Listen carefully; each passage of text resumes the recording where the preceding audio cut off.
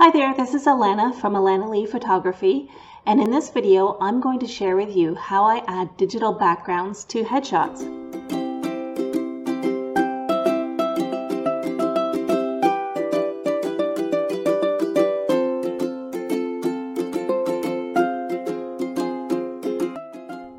Digital backgrounds can be a great way to add interest and variety to a headshot session. With digital backgrounds, we can create an endless variety of looks and emulate the popular environmental or cinematic style of headshot without having to compromise the comforts of studio shoots. No more worrying about the weather, access to locations, or time of day. Just photograph your client on a neutral background in studio and easily create a variety of looks by adding digital backgrounds in Photoshop.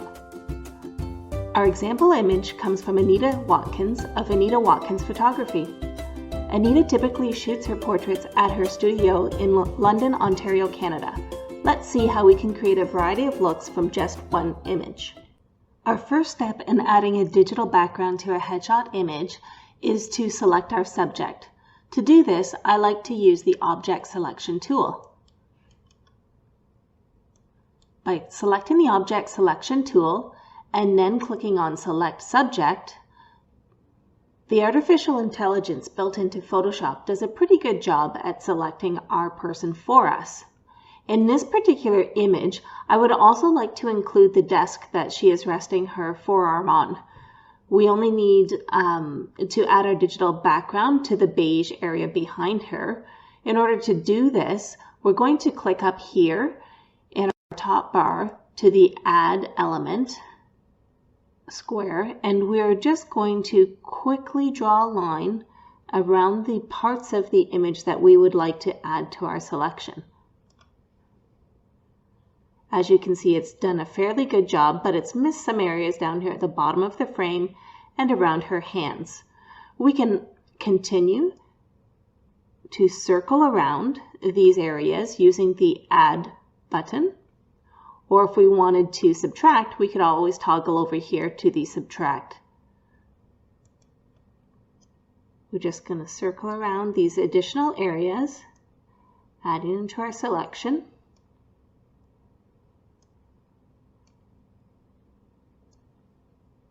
And Photoshop's done a pretty good job here. It's missing a few spots at the bottom. We could always toggle to a different selection tool, perhaps our lasso tool. Again, ensure that you're on the Add component and just circle around the areas that you want to add to the selection. From here, we can further refine our mask by selecting the Select and Mask button. In the Refine Mask tool area, there are a variety of choices. I like to use this one here first, which will do a fairly good job at identifying the areas where you want Photoshop to have a better look at where it's made its selection. In particular, this will be around the hairline of your subject. I like to have all of my settings here actually set to 0, and you can change your view mode of your background depending on your preference. Onion skin, marching ants, overlay. You can have it on a black selection, on white, or both black and white. I prefer the overlay choice, and I tend to move the overlay strength down to about 70% or so. From here, again with our Add tool selected, you're going to gently trace around the hairline and any other areas of your image where you want Photoshop to have a better look at making that selection. So we're just going to trace around these areas. And you can also choose down at the bottom here to zoom into your image 100%, and you can get a better look at what is happening. So you can see here there's a few areas in this hair here where it needs to do a little bit better of a selection. So I'm just going to retrace over those again. And now you can see that those little gray areas that were in behind her have now turned red, indicating that they will be cut out of our image. I'm just going to go around, have a look at the hairline, trace around, and continue on until I'm happy with this selection. You may also want to check in and along the edges of the clothing. Here you can see that the Photoshop mask has accidentally selected a small area around her hand. If you want to go and select these areas, you can choose the paintbrush tool and either add or subtract from your selection. In this case, we're going to add it to our selection and just trace over these areas to tell Photoshop that we did actually want those included. A little bit here, it's missed along this desktop, and we'll just carry on having a look in particular at the edges of our subject.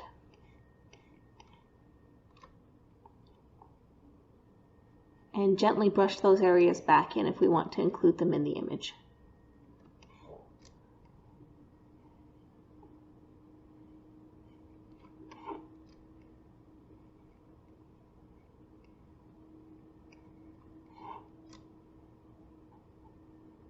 We'll just zoom back out to double check that we're happy with everything here.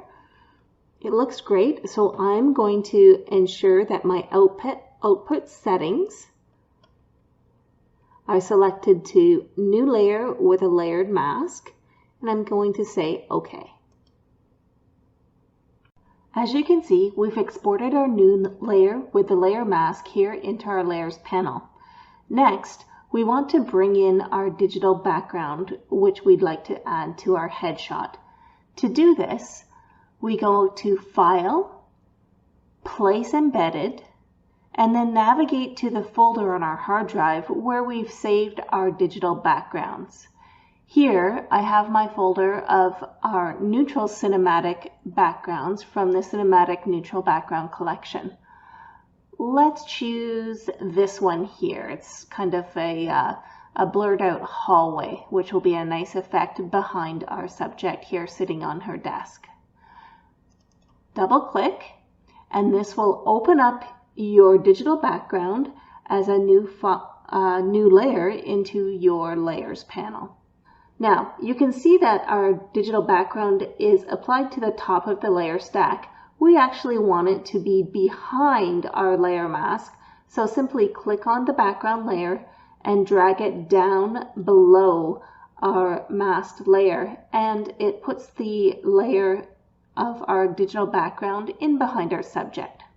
By using the Place Embedded feature in Photoshop, it allows us to add elements into our Photoshop document while preserving their pixel quality. You can tell that this layer has been inserted as a smart object by looking at the layer, and you can see this small little square icon in our thumbnail, which indicates that it is a smart object. We can then transform or make any changes to this layer using non-destructive processes. For example, if we would like to change the size of the background layer, we can simply use our shortcut tools, which is Control-T or Command-T on a Mac, or go under the Edit menu and choose Transform to transform our size. By holding down the Shift key, you can maintain the aspect ratio and make your digital background smaller or larger, and also drag it around and place it wherever you would like to place it within your composition. Press Enter to save those changes. And now we can work on blending our digital background in with our composition. To do this, with your digital background layer selected, you can go through the various blend modes. Sometimes I'll choose to multiply, lighten, screen, overlay, and soft light are other common choices. In this image, I'm going to simply choose the normal blend mode and adjust the opacity of my background layer by clicking the opacity and dragging the slider to reduce the transparency until I get a pleasing effect. I like it down here around 30 to 40% because to me it looks like there's kind of some window light coming in behind her, just reflecting on the background. If you want to create the look of light fall off on your digital background, all you need to do is go down and to our shortcut menu here, select gradient, and this will add a gradient to your background. Here we want to use linear. We can also change our angle slightly to make like it's coming from the side. And you can change the color of your gradient by clicking on the gradient bar, then clicking the little box right here and change your color by tapping on the color tab. Then you can simply just use your eyedropper tool to choose a color from within your image. I like to go into the shadows of the image and choose the color from there. So let's pick this dark brown from right below her elbow here. Select OK, and then select OK again on our gradient editor, and this will save our changes. Now this looks a little bit strong, so we can reduce our opacity here to however you like it. I also notice now that we've added our gradient that we have this small little white halo around the body where the dark layer of the subject meets the lighter color, or the dark layer in the background, sorry. A quick tip to remove this halo is to actually go to our layer mask that we created earlier. Make sure you're clicked on the mask layer itself, then go up to Image, Adjust, and Levels. From here, you want to choose the black slider and slightly increase it until you see that white halo disappear. This will kind of shrink your layer mask in, and as you can see, that white halo is disappearing. Now, this will shrink your mask inwards in all areas around her, so you want to also keep an eye on things just to make sure it's not doing anything that you don't like to the rest of the image. So we'll move that right up there until most of that halo is gone. Perfect. We'll go back to our gradient layer. We'll reduce the opacity down. I like to have a subtle effect, probably here around 60% or so. Great. One thing to pay attention to when you're adding digital backgrounds is to ensure that the lighting of the digital background matches that of your subject. In our example here, you can see that the lighting is brightest on this side of our subject's face, and it is coming from the right side. However, on our digital background, the lighting is primarily coming from the left side, causing a little bit of incongruent lighting between the digital background and the subject itself. In order to easily fix this in this particular example, I'm going to click on my background layer. I'm going to go to Edit, Transform, and Flip Horizontal. This will simply flip my digital background so that the lighting from the window in the digital background is coming from the same side as the lighting that is hitting our subject. So there you have it, an example of using a digital background, in this case creating a subtle change from our original variation. Here's our before image, and here's our image after using a digital background. Let's look at another example of how we can apply a digital background with a slightly different effect. This time I'm going to go to File, Place Embedded, and I'm going to choose an image from my Cinematic Bold collection. These are more bright and vibrant variations of digital backgrounds, and they will help you achieve more dramatic effects. In this situation, I'm going to actually choose number 43, which is kind of like an organic green bokeh effect. And as you can see, we've placed it in our image. I like the size and shape of that, so I'm just going to press enter to accept that size, and you can see that by using place embedded, once again, it has placed our digital background as a smart object layer. Now, this digital background is a very vibrant green, and it obviously does not match with the warm golden tones in our image. I want to show you how you can just take the textures from the digital background and apply them in your image and not have the colors affect the overall composition. To do this, with your digital background layer selected, go up to the shortcuts here and select black and white. When we choose this, you want to toggle on the little checkbox here, which is going to apply those images directly to the layer below it and not affect the entire image. You can see this down here by the little arrow that points down to just the layer below. Next, we'll go to our digital background layer and ensure that it is the active layer. We're going to go to our blend modes, and we're going to go down and scroll to soft light. And that's going to blend it with the rest of our background. You can see how that then just takes the textures of the digital background and applies it as an overlay on top of our background image. Here is it with the digital background layer applied, and here it is without. Again, a very subtle effect, but you can use it in this way to create a little bit more interest and drama in your background of your headshot images. In this example, I'm going to show you how to add a digital background to a headshot when the digital background doesn't quite match your subject, whether it be the lighting scenario, maybe different contrast, or maybe different color temperatures as well. So first thing we are going to do is bring our digital background into our Photoshop document, and we are going to do that by going to File, Place Embedded. We're going to navigate to our folder on our hard drive where we store our digital backgrounds. And I'm here in our Cinematic Neutral collection, and I'm going to choose this image here, which will simulate the look of sitting in front of an office window and will give us a backlight type scenario. So we've brought our image into Photoshop.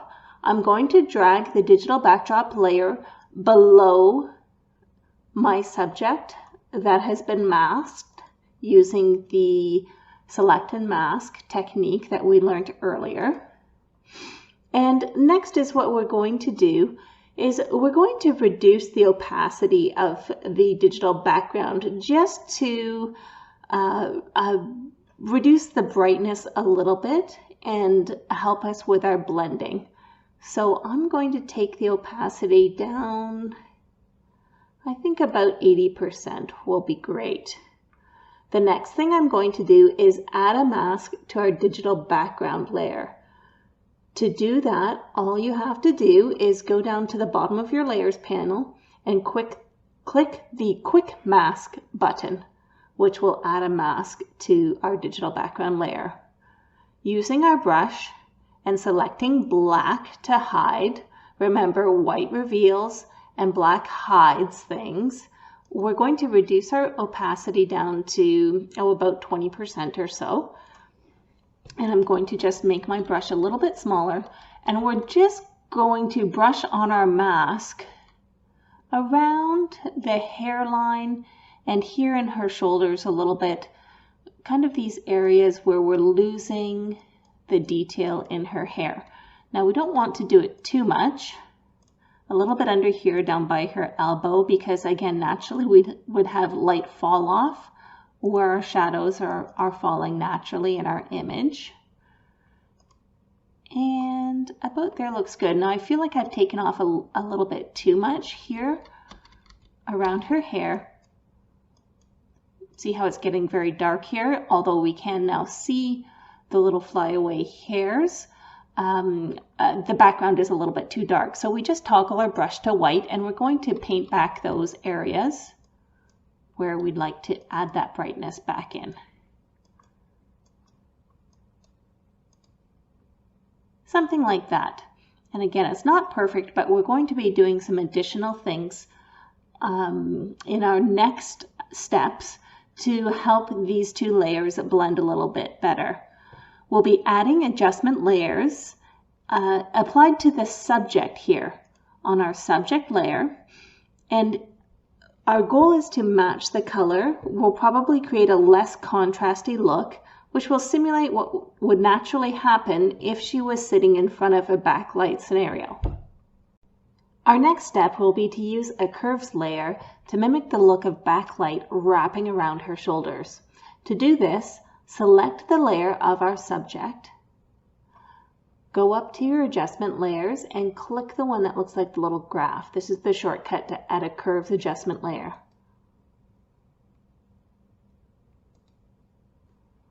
Next, we want to make sure that this curves layer only applies to the layer immediately below it, which is the one that includes our subject. To do this, you can either toggle this small box right here with a little downward facing arrow, or hover on the line immediately between the two layers, click Alt, and then click on that line. And as you can see, it's added this little arrow indicated that any changes we make on the curves layer will only apply to the layer directly below it. In order to create a hazy backlit type look, we're simply going to go to our curves layer and we're going to pull up down here in the blacks area. And as you can see, it makes the image look a little bit hazy. And I'm going to pull down a little bit on the curve just here below the midpoint to bring a little bit of contrast back in and add a slight curved shape to our line. Next, we want to make sure that this hazy look really only applies to the edges of our subject where the light would naturally be wrapping around here. So we're going to use our brush, we're going to set it to black, probably a low flow, around 20%, and we're just going to brush on the mask and mask that curves layer off of the subject's face and areas in the center of her body where the natural backlight would not normally hit. So we'll just brush that here off of her face. We'll brush that off of the front of her in the areas that would naturally be covered with the shadows.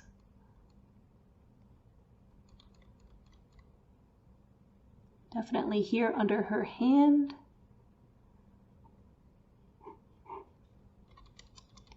And then towards the front where she would be blocking the light coming through the window.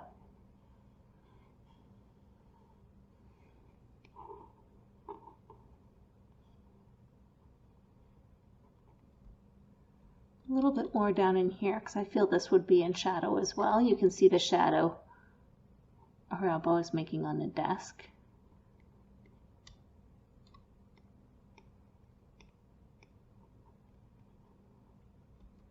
I think that looks pretty good. I feel that the hazy effect is still a little bit too strong, so I'm going to select my curves layer and just reduce that opacity down to about 50%. Next, we'll use a color balance adjustment layer to bring some cool tones into the skin of our subject. To do this, toggle through your adjustment layers to the color balance, click on that, and then again click this little shortcut icon to clip that color adjustment layer to our subject. With our midtones selected, We're going to bring a little bit more cyan into the midtones and increase our blues just a little bit. How about 7 and 7? -7 and 7. And that looks great. We can toggle that on and off. It's a very subtle effect, but as you can see, it just brings an overall cool tone to our image. Finally, let's add a levels adjustment layer. And we'll use this levels adjustment layer, clip to our subject, to brighten our whites and lift up our shadows so that we can get a little bit more detail back in those. On our levels adjustment panel, I'm going to take my white slider here and bring that down towards the left. And you can see that's brightening up her face. I like it just about there, 226. And then take your midtone slider and again slide that over to the left, and you'll see that that brightens up our shadows. And let's go about 1.08. And as you can see, that's brightened up our image quite significantly. On the layers mask, I'm going to just brush that off around the outside of our subject a little bit. And I'm still finding it too bright, so I'm going to reduce my opacity of this layer down to about, I like that there, around 73. I'll just toggle that on and off so you can see the difference. Just gives that little extra bit of pop, as you would expect if you were photographing her in a bright office. And here are our before and after results. This is what our image looked like before adding our digital background, and this is our image after adding our digital background.